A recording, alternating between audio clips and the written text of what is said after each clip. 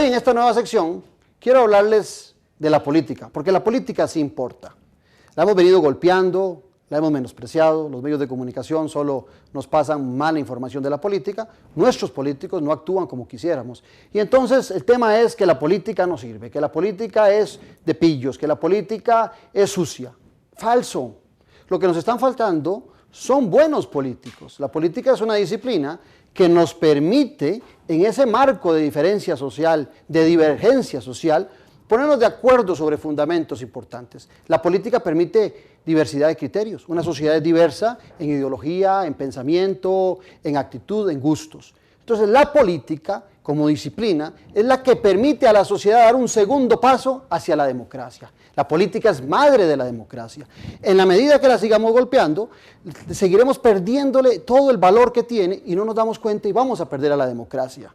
Hay una historia que se cuenta de la Edad Media en Inglaterra, en donde la gente se bañaba de acuerdo, en una sola tina, de acuerdo a la edad que tenían. Entre más años tenía la persona, más derecho tenía de bañarse primero en la tina y después le tocaba a las mujeres en ese mismo orden.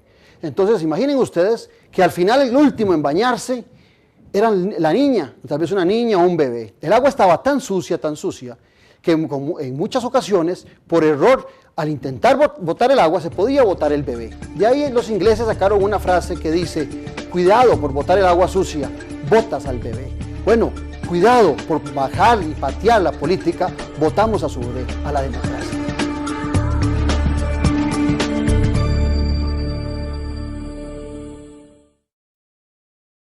Vamos al diálogo de hoy. Tenemos un invitado que fue ministro de Planificación, un invitado que fue presidente de la Asamblea Legislativa y diputado, un invitado que fue presidente de la República y un invitado que llegó a ocupar la Secretaría de la Organización de Estados Americanos. Hoy con nosotros, don Miguel Ángel Rodríguez. Don Miguel, muchas gracias por aceptar la invitación. Gracias, Claudio, muy agradecido, encantado de estar aquí en tu programa. A la orden. Usted no se despegue porque vamos a una noche sin tregua.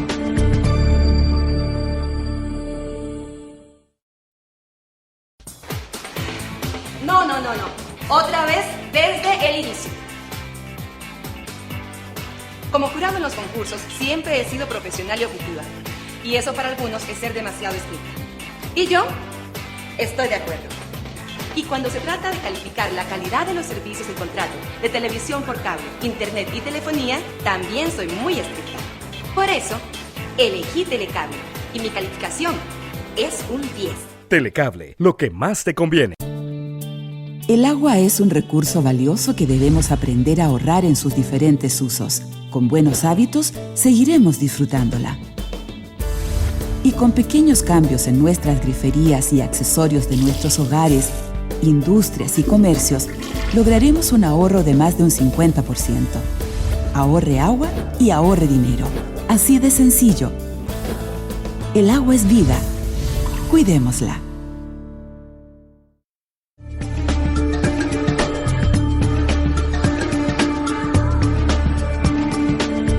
Antes de arrancar con el programa con don Miguel Ángel Rodríguez, hoy tenemos algo especial porque tenemos un invitado que es Esteban Salazar, que fue el joven que se ganó en la rifa que hacemos en la página de Facebook. Con solo darle me gusta a la página de Facebook de Noche Sin Tregua, usted puede participar periódicamente en algunas rifas, y alguna de las rifas que hacemos es venir a tomarse un vino, a degustar algo en la cava, si no la mejor, la más linda, por lo menos una de las mejores del país, la cava del Club Unión. Los invitamos, ahí tenemos a Esteban acompañado de su padre y por supuesto el presidente del Club Unión, don José Francisco Aguilar, que muy amablemente nos ha venido a acompañar y como anfitrión de los ganadores de la rifa. De inmediato vamos a entrar al diálogo de hoy. Un expresidente más que pasa acá por Noche Sin Tregua. Y yo siempre, don Miguel, cuando arranco el programa, cuando traigo expresidentes, y sobre todo en el caso suyo que ya es en 98, 2002, hay jóvenes que en aquel momento, cuando usted fue presidente, tenían si acaso 10 años y tienen poca referencia de quién fue Miguel Ángel Rodríguez. Yo recuerdo que cuando yo estaba de estudiante en la Universidad de Costa Rica y usted era presidente de la Asamblea Legislativa, siempre tuve referencias de que había sido un estudiante extraordinario, de profesores que ya iban de salida o que me estaban dando a mi Universidad de Costa Rica. Y esa referencia me hace a mí pensar que dentro de los presidentes que han tenido en los últimos años, por lo menos en mi época, un currículum académico y profesional más vasto y que justifique más el llegar a la presidencia de la República, fue don Miguel Ángel Rodríguez. También, leyendo un poco sobre usted, encontré que su tatarabuelo fue un colombiano que tuvo que ver con el acta de independencia, o sea, se tiene sus ancestros políticos, y hasta un arzobispo también familiar suyo, y su descendiente de José María Castro Madrid. Entonces, muchas veces perdemos esa noción de los expresidentes y tal vez por algún error o por algo nos enfocamos mucho solo en ese espacio y dejamos ese espacio. Usted se permeó desde muy joven de la política, del interés de llegar a ser presidente de la República. Pues la verdad es que sí, la culpa la tiene mi abuelita materna, nieta del doctor Castro Madrid, de Papacito, como le decía a la familia, que desde que yo era niño yo vivía en casa con papá y mamá, viuda, y desde que yo era niño me tomó mucho cariño. Tuvimos una relación muy bonita, mi abuela y yo, y ella me enseñaba inglés, me leía cuentos en inglés, me hablaba de historia, y me metió la idea de que era muy importante el servicio público, de que esa era una función que uno debería tener. Y empezó a hablarme de que yo debería pensar en ser presidente de la República de 5 o 6 años. De manera que empecé muy temprano con unas cosas que uno no entiende muy bien, pero que ahí la abuelita muy querida, mi mamá, como le decía, pues me enseñaba. Mis papás todo lo contrario, decían, Dios guarde. Yo tengo una historia de cuando empecé en política, que fue en la campaña de don Mario Echanti, cuando fue don Mario a la convención el 20 de enero de 1957, con el doctor Oriamuno, con don Fernando Lara, con don Manuel Escalante. Yo tenía 17 años y yo participé muy fuertemente en esa campaña convencional y después en la campaña política de don Mario. Ahí hice mis primeros discursos de plaza pública, cuando no tenía 18 años. Y mamá llamó a Mario para tener una amistad y para decirle, ¿cómo estás metiendo a mi hijo en esto? Es una barbaridad, si la política es una barbaridad, no viven tranquilos. No. ¿Su mamá? Mi mamá, no metas a Miguel Ángel en esta cosa, Mario. Y Mario, con la sagacidad que tenía, le dijo, Blanca, no te preocupes, si cuando le menten la madre, es la madre política, no sos vos. Entonces, desde muy temprano estuve metido en esta cosa. Y hoy después, sin entrar en detalle, porque vamos a hablar después de eso, hoy con el tiempo transcurrido y con lo bueno y lo malo que usted ha pasado en su carrera política, ¿tenía razón sus abuelos o tenía razón su madre que se negaba a participar en política? Hoy cuando usted evalúa esas dos referencias, ¿a quién le da la razón? Hay razón de los dos lados. No hay duda de que la función pública, la campaña política, es de las cosas más extraordinarias que puede hacer un ser humano. Yo me acuerdo de un mensaje de Pío XII, de sus mensajes radiales, en que dijo que después del sacerdocio, la vocación más sublime que podía tener una persona era la política. Yo siempre digo eso. Y eso es verdad, es absolutamente verdad. Si no hay nada que te llene más que todas las fases de la política. Llegar a la casa de una familia campesina o de una familia en un barrio de la ciudad, que te abran la puerta, que te metan en su cocina, que te den un café con lo que tengan, compartir sus esperanzas, sus anhelos, el que está preocupado por el camino que está muy malo, o la que está preocupada por el problema de seguridad, o por el trabajo para un hijo, te hace vivir y aprender del país como nunca lo puedes aprender en ninguna universidad, ni en ningún lugar. Esa campaña política, ese contacto con la gente es extraordinario. El trabajar en pensar en planes de gobierno, trabajar en buscar cuáles son los problemas del país, cómo priorizarlos, cómo ordenarlos, cómo buscarles soluciones, con grupos de profesionales que ayudan en ese trabajo a los partidos políticos, o que ayudaban en el pasado, cada vez menos lo hacen. Es absolutamente reconfortante. Eso Te es da lo bonito. una situación muy linda.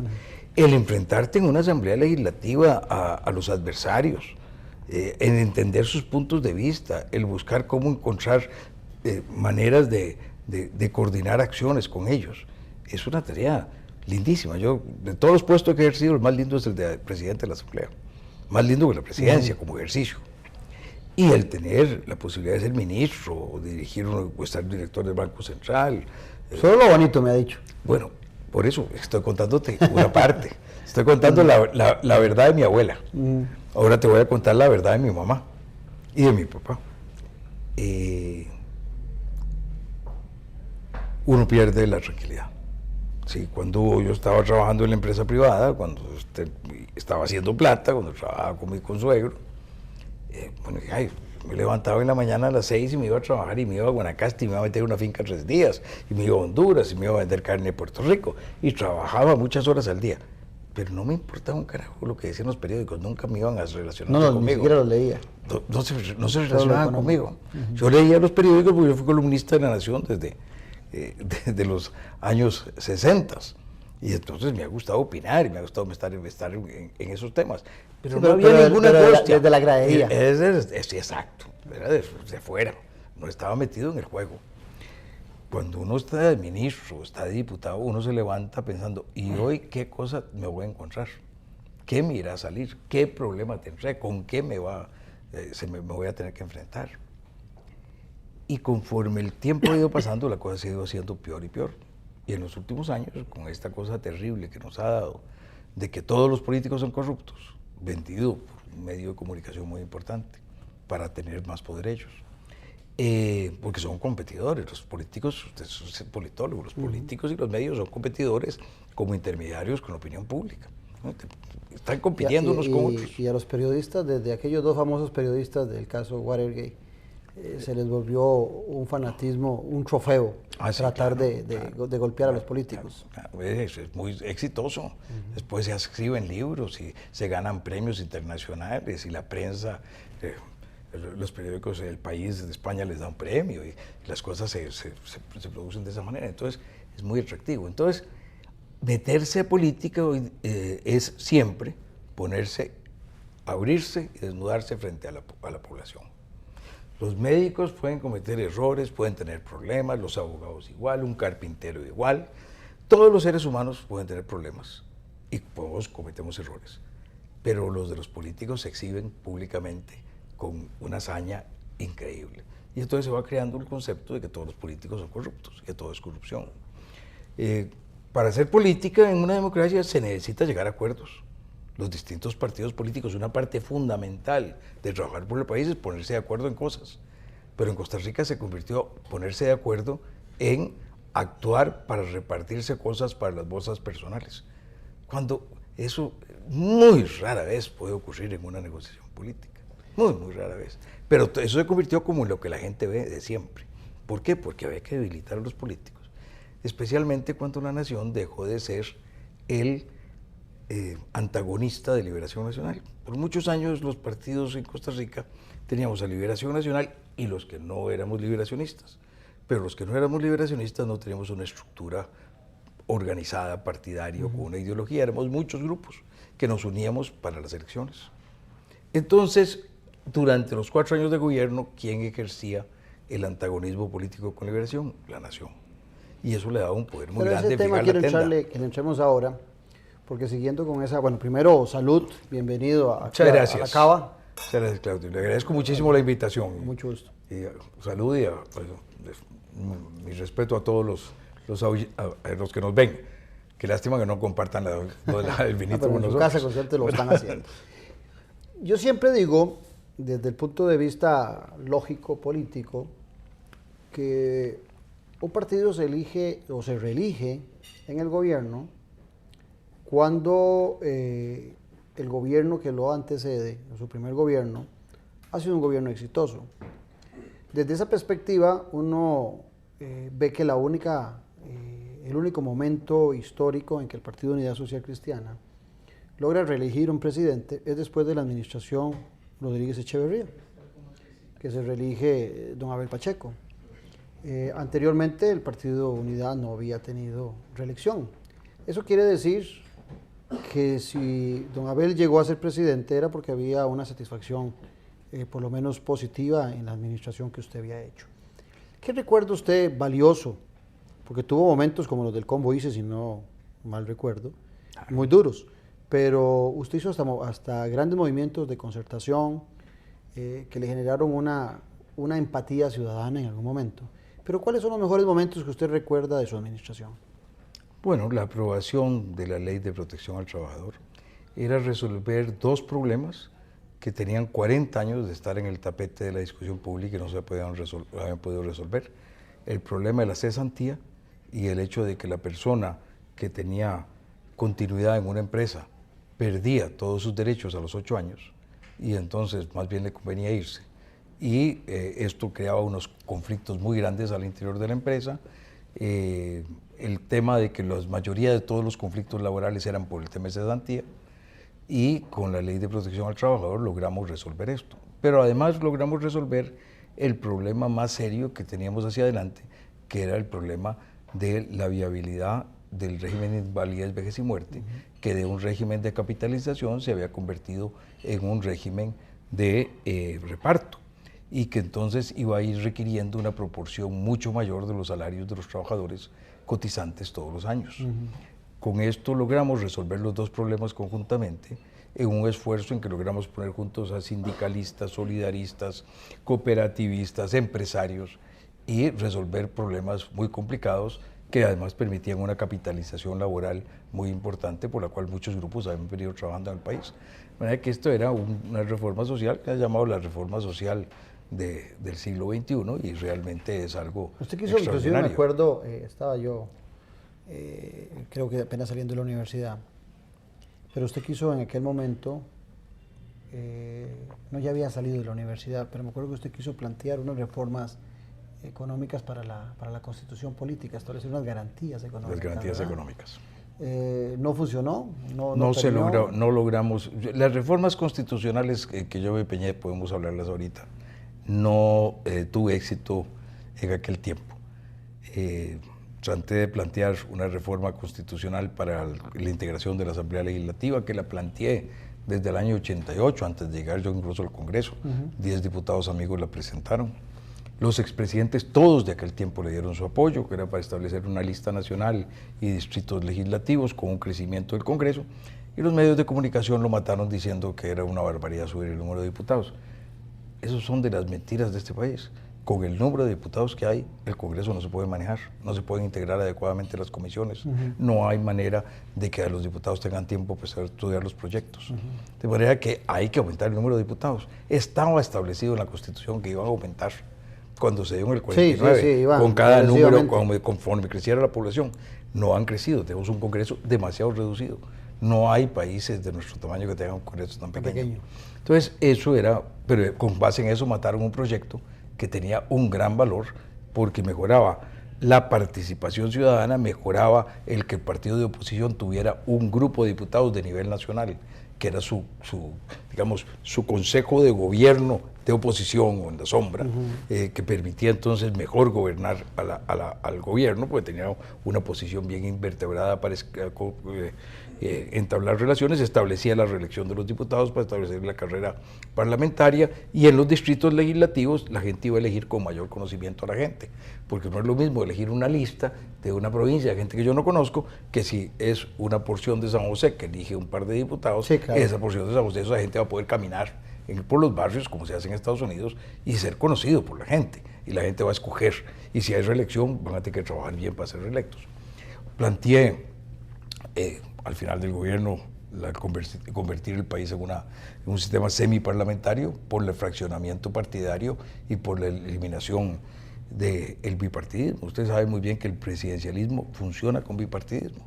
El presidencialismo no funciona sin bipartidismo porque no tiene mayorías legislativas. Sí, entonces había que establecer una manera de que el presidente electo pudiera nombrar un primer ministro, que escogiera un gabinete que tuviera que ser aprobado por la Asamblea Legislativa, de manera que tenía que constituir una mayoría legislativa. Esos temas estructurales siempre le gustaron, porque cuando sale de gobierno y es nombrado y secretario en la OEA, también planteó una reforma estructural de la OEA, de la OEA, sí. ¿verdad? Él no le dio el tiempo, solo un mes, ¿verdad? Fue aprobada. Sí, fue aprobada. Fue aprobada el primer día de Usted gestión. llegó al proyecto prácticamente listo. El primer día de gestión fue aprobada. Y empezó en funciones, pero cuando yo me vine al mes, empezaron los intereses nacionales porque aquello limitaba el número de jefaturas, establecía un sistema de responsabilidades, establecía un sistema de que los aumentos eran por méritos, siguiendo unos reportes y unos trabajos que habían hecho contadores públicos para la OEA, con los que me pude apoyar, pero entonces ya no tuvo la fuerza el secretario general de mantenerlo para que pudiera seguir con toda su operatividad. Hoy en día, la mayoría de referencias de los últimos tiempos, de los últimos, 8 años y pico, que se hacen sobre Miguel Ángel Rodríguez, están enfocados en el tema de un juicio. Antes de entrarle al tema del juicio, ¿es coincidencia, don Miguel Ángel, o es que en nuestro gobierno las arcas estaban muy abiertas, que 3 expresidentes en forma continua, don Rafael Ángel, José María Figueres y usted, hayan sido cuestionados por asuntos en su gestión, por enriquecimiento? Mire, indebido? yo no creo que es un tema de que las arcas estaban muy abiertas. Este es el país más controlado del mundo. Tenemos Defensoría, Contraloría. La Contraloría no solo cuida legalidad, sino que se mete en conveniencia, lo cual es absolutamente inconveniente. Tenemos a la Cuarta, que desde 1990 le puso dientes de verdad al control judicial sobre el gobierno. Tenemos un proceso contencioso administrativo que se empezó a aplicar con el gobierno de José Joaquín Trejos. Entonces, si hay tantos controles, uno imaginaría que los resultados que salen de esos controles son lógicos. Claro. Y el problema que existe es que, bueno, en primer lugar, ha habido mucha desviación del poder investigativo que se dedicó a buscar megacasos para construir grandes conspiraciones y para lograr un gran soporte público. Y, por otro lado, que desdichadamente hemos estado viviendo una época en la cual el aumento de la delincuencia común ha sido terrible. Si en el año 2002 había 5.8 asesinatos por cada 100.000 habitantes en un año. En el año 2008, 6 años después, había 11. Habíamos duplicado la tasa de asesinatos en 6 años. Es decir, el cambio que este país ha tenido en seguridad es tan catastrófico que no nos damos cuenta lo que ha sido. Cuando la gente se queja del problema de seguridad, tiene razón. Ciertamente hay que reconocer que en el año 2011 hubo una mejora. Una mejora en los índices, que tampoco se le ha reconocido a la policía. A la policía y a la presidenta. Entonces es algo en que lo hicieron, y lo hicieron haciendo lo mismo que yo empecé a hacer, aumentando el número de policías, aumentando, por primera vez en 25 años, se aumentó el número de policías en mi gobierno. Pero en el tema que le preguntaba, entonces, sí, esos 3 gobiernos que en el fondo le han hecho mucho daño a la política, independientemente de los juicios y los resultados de los juicios, o que no haya habido juicio, eso le hizo un gran daño a la política nacional. Pero es que usted está partiendo de que le hicieron daño porque son verdad los hechos. No. Lo planteo es que yo estoy diciendo del resultado. Okay, pero no del resultado, de la realidad de los hechos. Es que el gran problema de esto es cuando se parte de que eso que ocurrió porque ha habido un cambio en esos gobiernos. No hubo ningún cambio en esos gobiernos. El cambio no se dio ahí. El cambio se dio en los medios de comunicación, en la fiscalía y en un presidente de la República que creyó que podía utilizar esas circunstancias para tomar poder político. Presidente que había llegado a la presidencia, como usted lo señaló antes, después de un gobierno que salió con mucha popularidad, como fue el mío, tuvo un 2000 en el que caí profundamente en popularidad cuando el combo. Si no me equivoco, en ese gobierno, pero al final, en esas elecciones es cuando es el momento cúspide del Partido Unidad Social Cristiana, es cuando la Unidad Social Cristiana se vuelve el partido más grande de Costa Rica. Desde un año antes de eso era el partido más grande, sí. Ahora, yo veo que en los 3 casos, independientemente de los resultados, le digo, los que les menciono, hubo actitudes diferentes. Siento que don Rafael Ángel en algún momento politiqueó mucho el tema, con vallas y algunos otros asuntos, inclusive hasta intentando proponerse para candidato. Don José María Figueres tomó la decisión de irse del país, de no regresar. Usted actuó diferente. Usted regresó al país, se olvidó de la política, se concentró en sus temas, y por ahí en algún Facebook escribía yo de que independientemente de la percepción que uno pueda tener del caso suyo, usted actuó con mucha hombría, nunca se le vio llorar, nunca se le vio quebrantarse ante los juicios. Recuerdo que un exdefensor de los habitantes, cuando usted estaba en la cárcel y don Rafael Ángel, que coincidieron, me decía que cuando llegó y los visitó a los dos, encontró al expresidente Calderón en una situación muy triste y que usted parecía presidente de la República en esas condiciones. ¿De dónde sacó tanta fuerza? De Dios. Usted siempre fue muy criticado porque decían que era un hombre muy engreído, que era muy fuerte, ¿verdad? Bueno, de eso mismo. Ese siempre fue el tema. Ese fue un poco el tema, quiero decir. Pero yo la fuerza en estos años difíciles la saqué de Dios, la saqué de mi familia y la saqué de amigos y desconocidos. Es increíble la cantidad de correos que yo recibía. No correos porque no me dejaron usar computadora. Yo pedí que me dieran una computadora sin comunicación externa. No, pero en mi casa me imprimían los correos y me los llevaban de la gente que me escribía. Pero cartas, postales, medallitas, de mucha gente que yo nunca conocí, que me decía, yo no lo conozco a usted. De mucha gente que todavía hoy,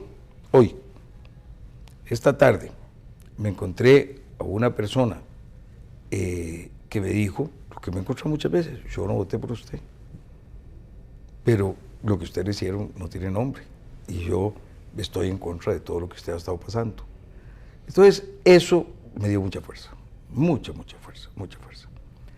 Me dio mucha fuerza durante los 5 meses de cárcel, me dio mucha fuerza durante el año de privación de libertad y después me dio mucha fuerza el poder salir a la calle, un año después de mi llegada al país, y poder andar solo en mi carro, volver a dar clases en la Universidad de Costa Rica, manejarme en el campus de la universidad, andar por todos lados solo.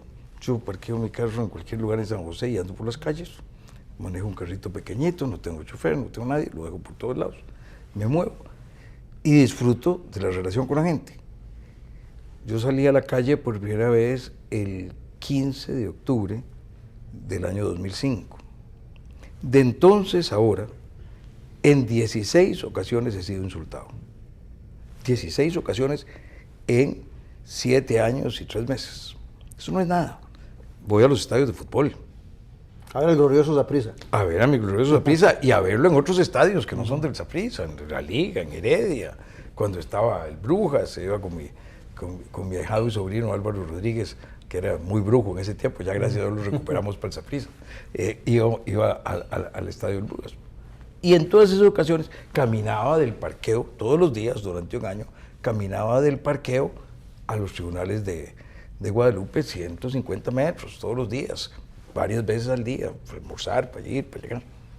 Y en todo ese tiempo solo 16 veces fui insultado. Una vez que fue la más glamorosa, los estudiantes de Administración Pública de la Universidad de Costa Rica me pidieron que les diera una conferencia de un ciclo de conferencias que ellos estaban haciendo un sábado en la mañana. Las conferencias eran en el mini salón de actos de la Escuela de Ciencias Sociales y llegaron unos muchachos, desdichadamente hasta pasados de drogas, a insultar y a gritar y a tratar de impedir que yo pudiera dar la conferencia.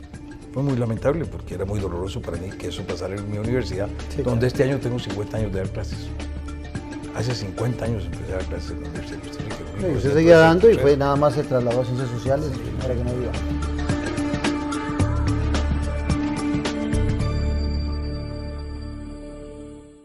Bienvenidos al PIMA, Programa Integral de Mercadeo Agropecuario. Más de 3 décadas de la mano con el agricultor costarricense.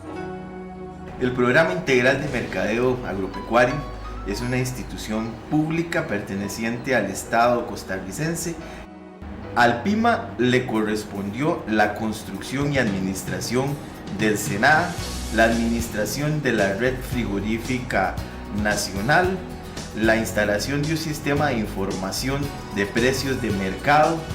Por esta razón, ha estado al servicio de productores, comercializadores, consumidores y demás agentes del sector agropecuario nacional. PIMA, 33 años en el corazón del agro. Y celebramos el 30 aniversario de SENADA. El agua es un recurso valioso que debemos aprender a ahorrar en sus diferentes usos. Con buenos hábitos, seguiremos disfrutándola. Y con pequeños cambios en nuestras griferías y accesorios de nuestros hogares, industrias y comercios, lograremos un ahorro de más de un 50%. Ahorre agua y ahorre dinero. Así de sencillo. El agua es vida. Cuidémosla.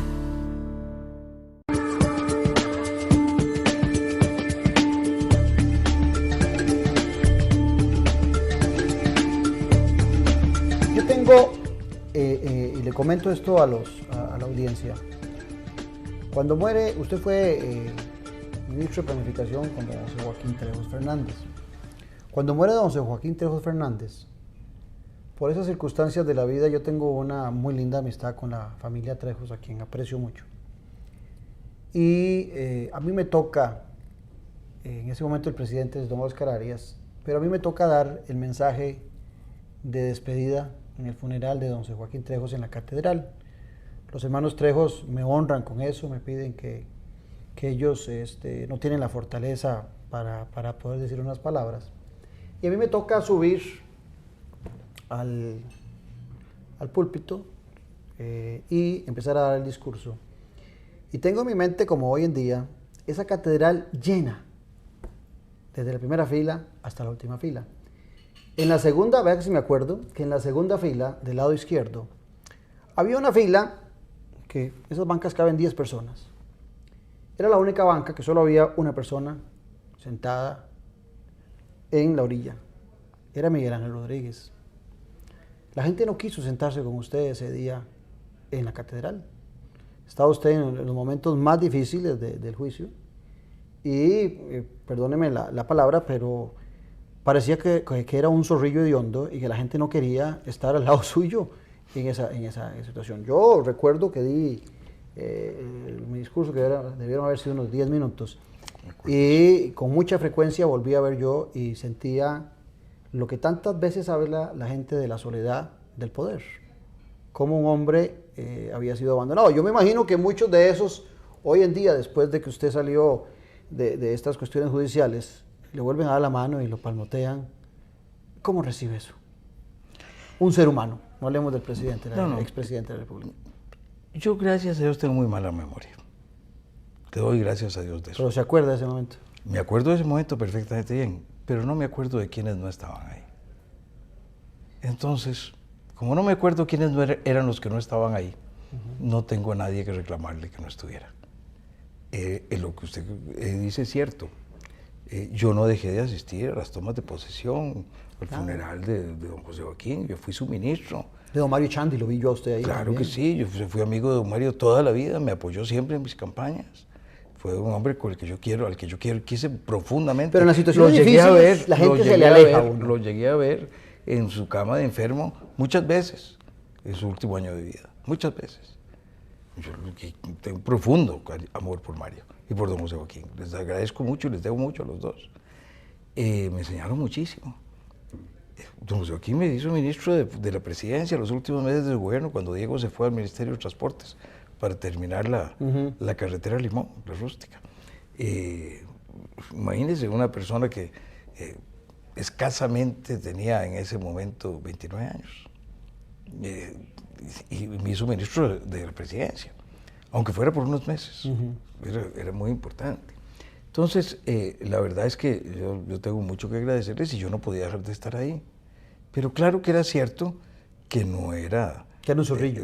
Era un zorrillo, era un zorrillo. Pero la verdad es que yo nunca me sentí un zorrillo. Yo sabía quién yo era. Hijo de Dios, criado por Dios, a su imagen y semejanza. que había trabajado para darle a este país todo lo que yo pudiera, perdí mi patrimonio en eso. Yo era muy rico, muy rico. De la gente más rica de este país a principios de los años 90. Y yo perdí mi fortuna. Por estar en Y política. la de mi familia. Eso era algo por que se estar en comentaba política, siempre, ¿verdad? Por estar en política. Por estar Perdí todas invirtiendo. perdí mis empresas. Y eran muy grandes. Tenía razón su mamá entonces. Por eso le digo que las dos tenían razón.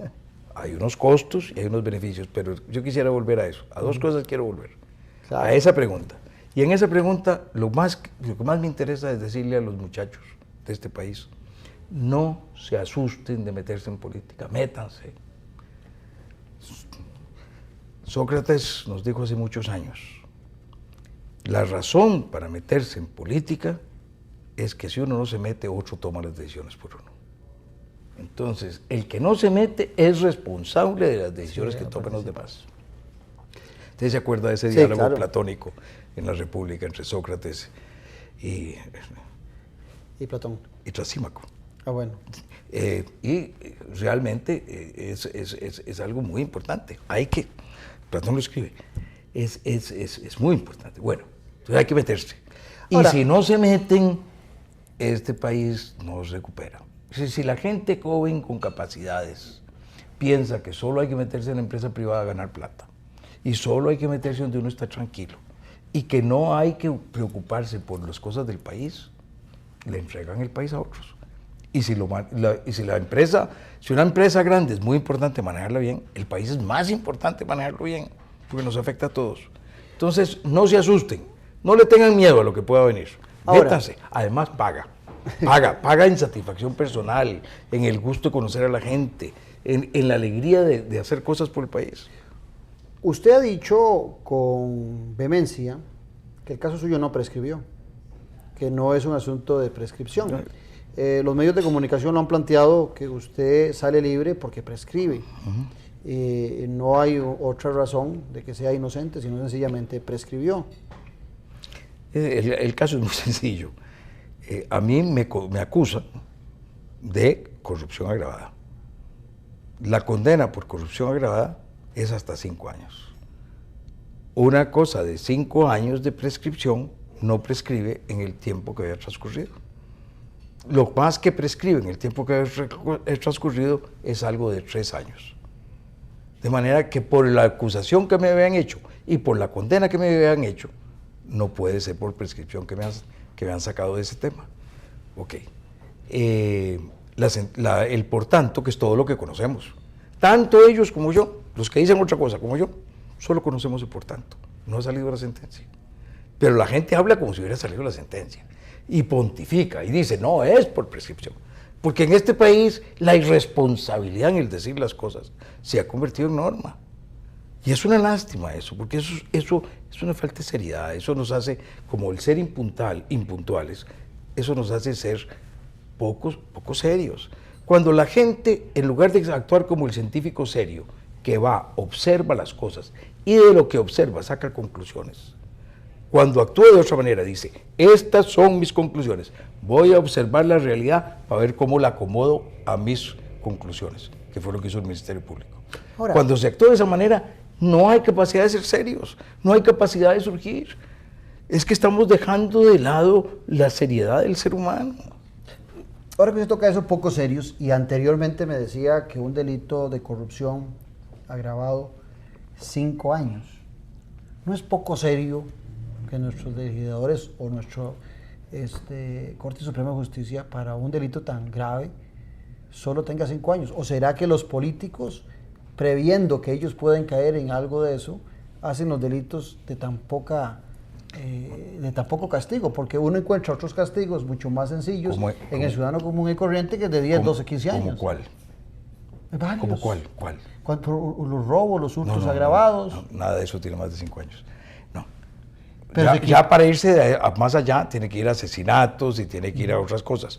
Usted no me puede comparar la vida humana con los bienes materiales. Los que le respetamos, no. Pero... No, pues, bueno, no la podemos comparar. Entonces, quiero decir, eso está establecido porque son las normas como han sido establecidas. Porque entiendo que cuando son 5 años, yo no soy abogado ni pretendo serlo, pero cuando son 5 años Entiendo que la prescripción es la mitad, 2 años y medio. Que son Puede 6 ser años, son 3 años. 2 años y medio la prescripción después de que se ha hecho la indagatoria. No habrán sido, pero repito, no habrán sido poco serios nuestros legisladores o nuestros políticos en esas A mí penas tan pequeñas de corrupción. me parece que no son penas pequeñas. Quiero decir, es que las cosas se han modificado, se han cambiado. Es decir, ¿cómo van los delitos contra las personas, contra su integridad física, contra la vida, tienen una seriedad mucho más grande y tienen penas de 7 años? No se puede. Creo que a veces nos salimos de proporciones. Ahora, en el caso suyo, por haber sido presidente de la República, hay un juicio judicial, perdón la redundancia, y hay un juicio político. Los juicios políticos no prescriben. No hubo un juicio político. No hubo una condena política. Ajá. Es que una cosa es un juicio político, otra cosa es una condena política. ¿Qué faltó para que fuera juicio político? Que hubiera capacidad de defensa. Cuando desde el momento... ¿Qué tipo de capacidad de defensa? Que te dejen hablar los medios, Okay. que te publiquen lo que vos decís. Yo no logré que un medio de comunicación, desde entonces hasta ahora, me publique algo que no sea un derecho de defensa, de respuesta. Con frecuencia usted mandó... Hasta que me cansé. Y entonces, ¿por qué los medios de comunicación, y me voy a meter en ese tema, que se me viene a la mente ahorita, ¿por qué los medios de comunicación se oponen tanto a la ley Mordaza cuando ellos a lo interno usted me dice que la están aplicando? Por supuesto que le aplican. Entonces, a lo privado sí se puede aplicar una ley Mordaza. No lo aplican todos. Usted ve el caso de la discusión del TLC. Yo estaba a favor del TLC. Es más, el TLC yo lo empecé a tratar de manejar para que se hiciera con el gobierno de Estados Unidos y para eso se dio el TLC con Canadá. Y es más, las cosas que la gente estaba en contra del TLC era lo que era el combo. Porque lo que el TLC vino a probar era el combo. Era el combo. Entonces, eran los proyectos míos. Entonces, yo estaba a favor de eso. Pero, ¿qué diferencia de trato por ejemplo, Extra con La Nación? En Extra publicaban los que estaban en contra del TLC. En La Nación no. Entonces, usted ve la diferencia. ¿Por qué todos los políticos pelean tanto con La Nación? Porque La Nación está destruyendo la clase política. Porque quiere manejar las cosas. ¿Y cómo las va a manejar? Destruyendo como la una clase columna política. en el periódico, un editorial, usted lo maneja en La Nación. Claro que no, pero con una cosa diaria todos los días, destruyendo el respeto de la autoridad de la clase política, se obtiene el manejo de la agenda. Y además con una gente, que hay algunos de los funcionarios de La Nación, que tienen un sentimiento de que ellos son Dios, son los juzgadores del bien y del mal. Hay algunas columnas de don Julio Rodríguez que si usted la lee, lo que quieren decir es, si yo de esto pienso esto es así. Y todo lo demás es mentira. Y todo lo demás es corrupción. Solo lo que yo pienso es real. Bueno, cuando hay esa posición humana manejando la línea editorial de un periódico, ¿usted qué cree? Esto ha tenido un efecto muy grande. La Nación denuncia en el 2004. ¿Y el fiscal se guinda de esa denuncia o ya había algo anticipadamente de investigación? El fiscal fue nombrado por La Nación. ¿Por qué? Porque en la oficina de don Fernán Vargas hubo una reunión de un grupo de seguridad que se venía manejando desde el gobierno primero de don Oscar Arias. ¿Qué estaba encargado don Fernán Vargas en ese momento? En el cual se reunían, don Fernán Vargas era vicepresidente de la Nación, en el cual se reunían gente de la Nación con el ministro de Seguridad, con el presidente de la Corte, con el presidente de la Sala Tercera, con el fiscal general, para actuar en forma, pero de manera... ¿Pero no lo elige la Corte de Suprema? No, los magistrados, ¿no? Eso corresponde a ellos. Calma. Con el fin de manejar asuntos de la agenda de seguridad nacional y de las leyes penales. Eso empieza desde los años 80. Y en una reunión de ese grupo, en la oficina de don Fernán, sale el nombre de Dalanese para ser nombrado fiscal general por la Corte. Un funcionario de este club no, les llevó la comida y oyó esta conversación. Y él me lo contó, ¿no? Así es que le puedo contar con lujo de detalles hasta haciendo relación a este club. Me preocupa y me llama la atención porque uno supone que ese grupo trabajaba desde hace mucho tiempo. De manera que cuando Dalanese... ¿Y qué le querían cobrar a usted? ¿Había usted, no. había dejado usted que no caminara algún negocio de la nación? ¿O había dejado usted Bueno, que la nación, acabé con el, siendo usted con el gobernante? artículo 11 de la ley de turismo? La nación no pagaba impuesto de renta porque todo lo invertí en hoteles. Ajá. Y yo les quité esa gollería. ¿Qué le parece? A ellos y a la cervecería. De ahí viene la factura, entonces. Ahí viene la factura. Ahí empieza la factura. Ahí empieza la factura.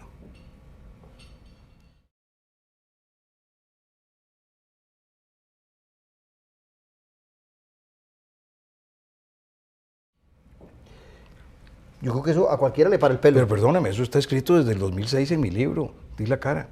Le invito a leerlo. Sí, Es del 2006, es del 2006. Publicado hace 6, va a ser 7 años, en junio de este año. Pero es bueno que No es nada nuevo, si todo esto está dicho. Está escrito, pero ¿quién sabe si la gente lo sabrá? Pero la gente no quiere saberlo. ¿Por qué le van a creer a Miguel Ángel Rodríguez que es un culpable, condenado por los medios, exhibido públicamente el Entonces, 15 no de pasó octubre nada con en un circo terrible? Sí, eso fue terrible, eso estoy de Bueno, acuerdo con usted. entonces cuando todo eso se monta, ¿quién le va a creer a Miguel Ángel Rodríguez? No, yo estoy Yo totalmente puedo de decir acuerdo hasta con usted porque misa. usted vino Esto decir a hasta dar la misa. cara, a enfrentar y creo que el trato no fue apropiado, pero voy a esto. No pasó nada entonces en ese gobierno con Alcatel, nada. Bueno, evidentemente, en el caso de Alcatel, el señor Lobo ha Porque hay un confesado- traidor confeso el señor Lobo ha y declarado un que él corrupto recibió confeso plata, que el Lobo. que él recibió Sí, plata, es un corrupto no solo confeso. por el caso de Alcatel, por 5 casos más. Por 5 casos más, el señor Lobo dice que recibió plata. Lo confiesa. La OIJ en los estudios contables determina que es cierto. Mis abogados en 2 ocasiones le piden al señor Dalanese que investigue sus actos del señor Lobo. La OIJ nos contesta que no nos puede dar información sobre eso porque el Ministerio Público no le ha pedido que investigue esos casos, cuando mis abogados le piden a la OIJ que los investigue. El señor Dalanese no hace caso y no los investiga, a pesar de las reiteradas solicitudes de mis abogados. Yo presento una denuncia contra el fiscal general, acusándolo de incumplimiento de deberes por no cumplir con esas tareas. Muchas gracias. ¿Y sabe qué ocurre?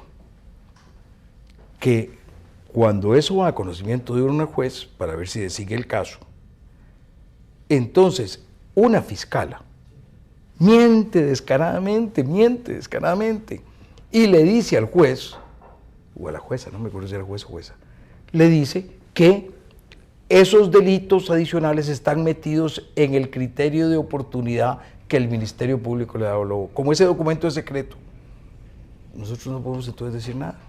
Nos quedamos sin poder seguir con ese caso.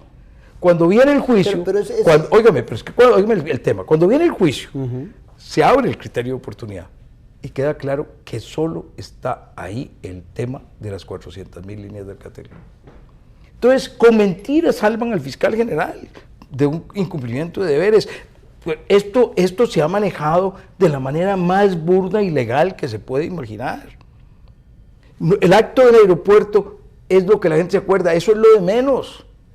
Lo de menos es el acto del aeropuerto, lo de menos es la exhibición pública, lo de menos es la captura ilegal, cuando la orden de captura en mi contra decía que no se podía ejecutar mientras yo fuera secretario general de la OEA. Eso es lo de menos, eso no tiene ninguna importancia, es lo que siguió después. Para meterme al calabozo, cuando los jueces no quieren meterme al calabozo, porque el caso es tan absurdo que no se ven razones en el expediente por qué meterme al calabozo en una prisión preventiva, inventan que unos pagos de Alcatel legítimos a sus abogados legítimos no habían sido de sus abogados sino a Lobo, para tener base de decir que Lobo había recibido plata y que me había dado un efectivo. Okay. Y con eso me meten a la cárcel. Y a ese, y lo digo porque lo aceptó, a ese corrupto, confeso, de apellido Lobo,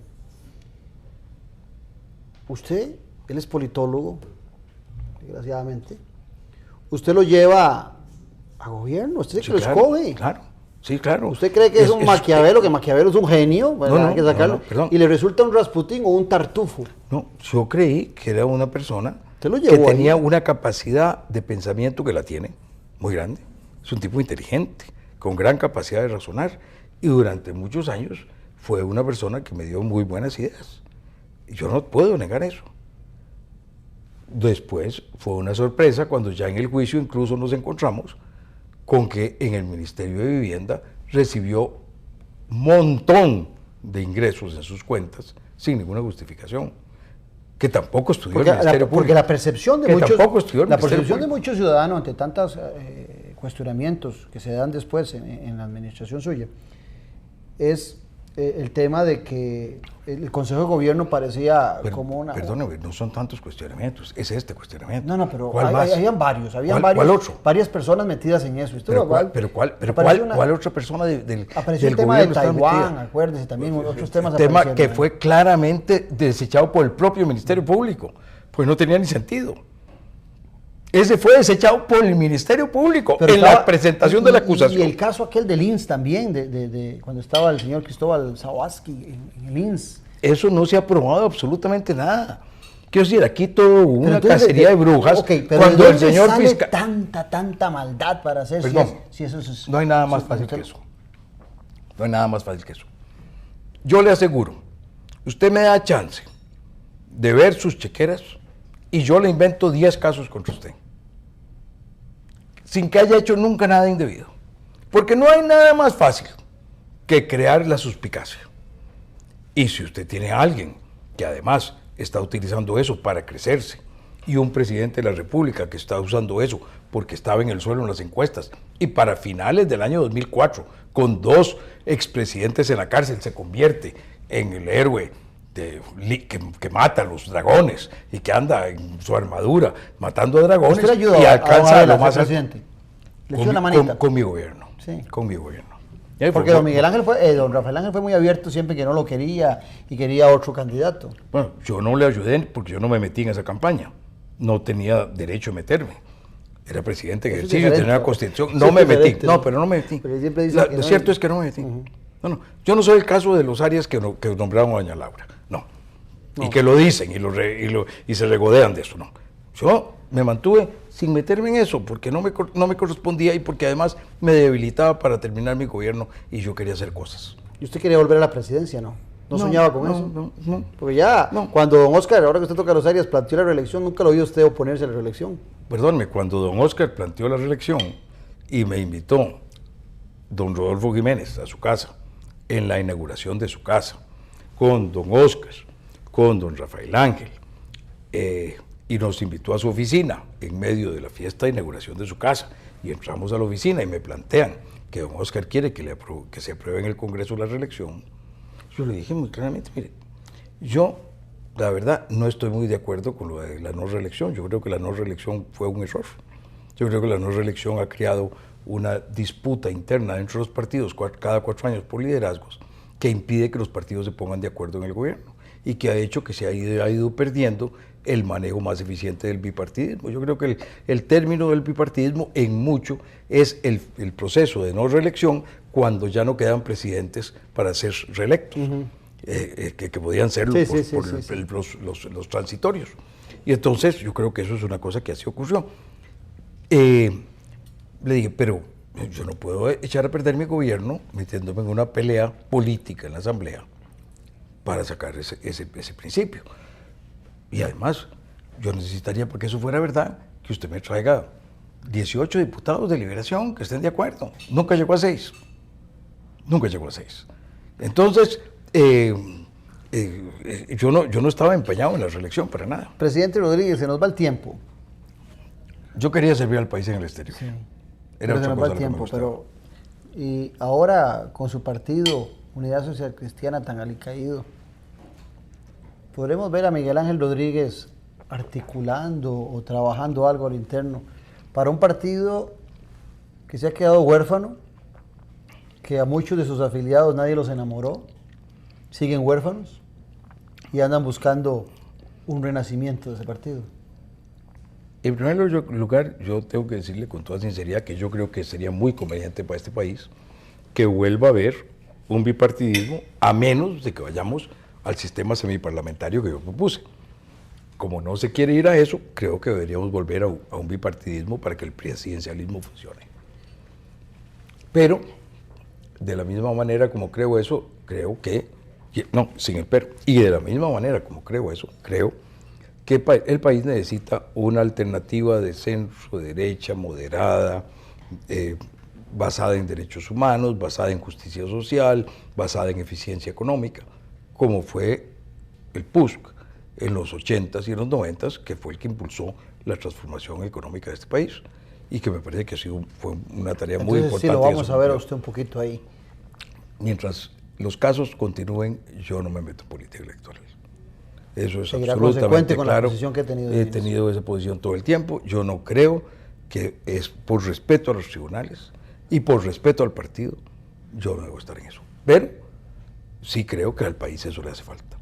Y creo que para que eso surja, lo que se necesita sobre todo son figuras nuevas, gente nueva, que con mucha pasión y mucho conocimiento y capacidad se lancen a enarbolar estas banderas. Don Miguel, un placer haberlo tenido en Noches sin Tregua. El tiempo se acabó esto. Se nos fue. Pero ahora usted y yo nos podemos quedar degustando. No puede ser, si estábamos empezando a conversar. Pues prometo invitarlo en otra ocasión. Okay. Creo que se nos queda el tema político para otro día. Para mí ha sido un placer tener al expresidente Miguel Ángel Rodríguez. Creo que ustedes pueden haber disfrutado una conversación directa, con respeto, sobre temas que usted se ha estado cuestionando y preguntando. Espero verlos en 8 días, en otra Noche sin Tregua, y ha sido un placer haber entrado a sus hogares por medio de esta pantalla. Muchas gracias. Claudio, muchas gracias. Gracias por haberme invitado. A la orden. Y se me olvida. Recuerden que si entran a Facebook pueden participar en una rifa, como Esteban, para que nos acompañen aquí en vivo a ver estas bonitas charlas que plantamos. Y por supuesto, ahora en la misma página de Noche sin Tregua tenemos al periodista Andrés Bermúdez, encargado de estarlos informando a ustedes del acontecer nacional e internacional en política, que es lo que nos interesa.